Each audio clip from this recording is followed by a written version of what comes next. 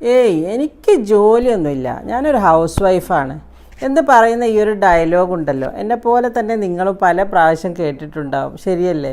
ഞാൻ അവരോട് ചോദിക്കും, എന്തിനാണ് നിങ്ങൾ ജോലിയൊന്നുമില്ല എന്ന് പറയുന്നത്? വീട്ടിലെല്ലാവരെക്കാളും കൂടുതൽ ജോലി ചെയ്യുന്ന നിങ്ങളല്ലേ, പിന്നെ എന്തിനാ ജോലിയില്ല എന്ന് പറയുന്നത്? 24 മണിക്കൂറും അത്രയും കഠിനാധ്വാനം ചെയ്തിട്ടും ആ ജോലിയെ താത്തിക്കെട്ടുന്നൊരു മനോഭാവമുണ്ടല്ലോ, അത് നമ്മൾ മാറ്റണം, ശരിയല്ലേ? വീട്ടമ്മമാർ പണി മുടക്കിയാൽ പിന്നെ ആ വീട്ടിലുള്ളവർ അക്ഷരാർത്ഥത്തിൽ നിസ്സഹായരാവും.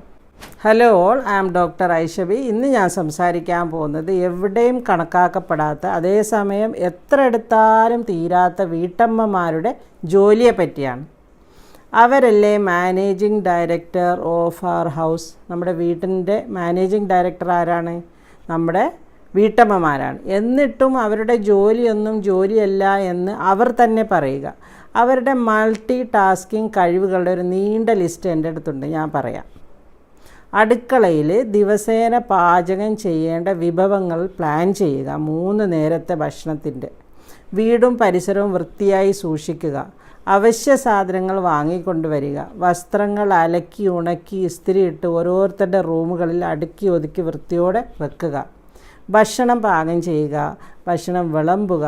ഫോണിൽ തോണ്ടി കളിക്കുന്ന കുടുംബാംഗങ്ങളെ വിളിച്ച് എണീപ്പിച്ചിട്ട് ഭക്ഷണം കഴിപ്പിക്കുക. കുട്ടികളെ സ്കൂളിൽ പറഞ്ഞയക്കുക. ജോലിക്ക് പോകാൻ വേണ്ടി ഭർത്താവിൻ്റെ കാര്യങ്ങളെല്ലാം റെഡിയാക്കി കൊടുക്കുക. മക്കളുടെ ഹോംവർക്ക് ശ്രദ്ധിക്കുക. പ്രായമായവരെ പരിചരിക്കുകയും ചികിത്സക്കായി ഹോസ്പിറ്റലിൽ കൊണ്ടുപോവുകയും ചെയ്യുക. സമയത്തിന് അവർക്ക് മരുന്ന് എടുത്തു കൊടുക്കുക.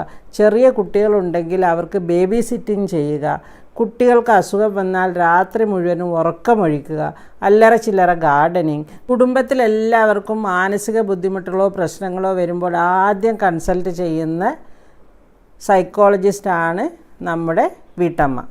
സോഷ്യൽ ഇഷ്യൂസൊക്കെ അവർ വളരെ നീറ്റായിട്ട് കൈകാര്യം ചെയ്യും. അതുപോലെ ഇവൻറ്റ് മാനേജ്മെൻറ്റ് അവരുടെ സ്പെഷ്യൽ സ്കില്ലാണതിൽ.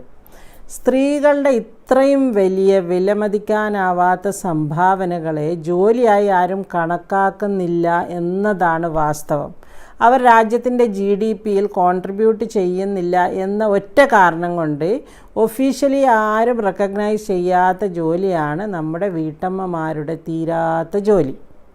വിമൻ എംപവർമെൻറ്റ്, അതായത് സ്ത്രീ ശാക്തീകരണത്തെപ്പറ്റി ഇഷ്ടം പോലെ വർക്ക്ഷോപ്പുകൾ നടക്കാറുണ്ടല്ലോ അല്ലേ? പക്ഷേ മുതിർന്ന ആണുങ്ങൾക്കും വീട്ടിലെ ആൺകുട്ടികൾക്കും എന്തുകൊണ്ട് ആരും ഇതൊന്നും ചെയ്യുന്നില്ല?